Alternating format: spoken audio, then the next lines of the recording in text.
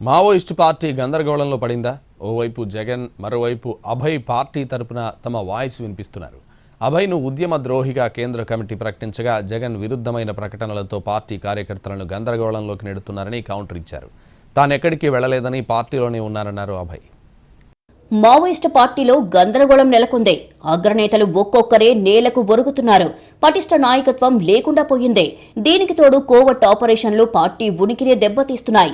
మరోవైపు వరుస ఎన్కౌంటర్లు పార్టీని తుడిచిపెట్టేలా చేస్తోంది.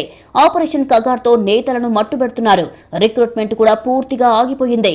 ఈ క్రమంలో సాయుధ పోరాటానికి తాత్కాలిక విరమణ ప్రకటించాలని తమ పార్టీ నిర్ణయించుకుంటుందని కొన్ని రోజుల క్రితం మావోయిస్టు సీనియర్ నేత మల్లోజుల వేణుగోపాల్ అలియాస్ భూపతి రాసిన లేఖ కలకలం సృష్టించింది.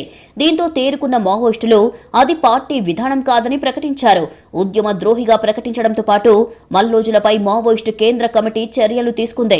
ఆయన వద్ద ఉన్న ఆయుధాలను వెంటనే పార్టీకి అప్పగించాలని ఆదేశించింది. లేనట్లయితే వాటిని పీపుల్స్ గొరిల్లా ఆర్మీ స్వాధీనం చేసుకుంటుందని హెచ్చరించింది. మరో సంచలన స్టేట్మెంట్ ఇచ్చారు అభయ్. శాంతి చర్చలకు ఆటంకంగా ఉన్న ఆయుధాలపై స్పష్టమైన ప్రకటన చేశారు. తాను ఇంకా పార్టీలోనే ఉన్నానని, ఎక్కడికి వెళ్లలేదని స్పష్టం చేశారు. ఆయుధాలు వదిలేందుకు పార్టీలోనే గతంలో చర్చలు జరిగాయని క్లారిటీ ఇచ్చారు. మావోయిస్టు నేత జగన్ విరుద్ధమైన ప్రకటనలు చేస్తూ పార్టీ కార్యకర్తల్ని గందరగోళంలోకి నెడుతున్నారని అభయ్ ఆరోపించారు. సరెండర్ అయ్యేందుకు అభయ్ ప్రయత్నాలు చేస్తున్నారు అనే ప్రకటన అర్ధరహితమన్నారాయన.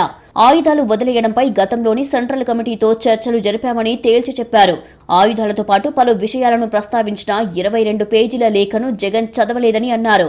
కలుసుకోవడం అంటే ఉత్తర ప్రత్యుత్తరాలు చాలా ముఖ్యమైనవి.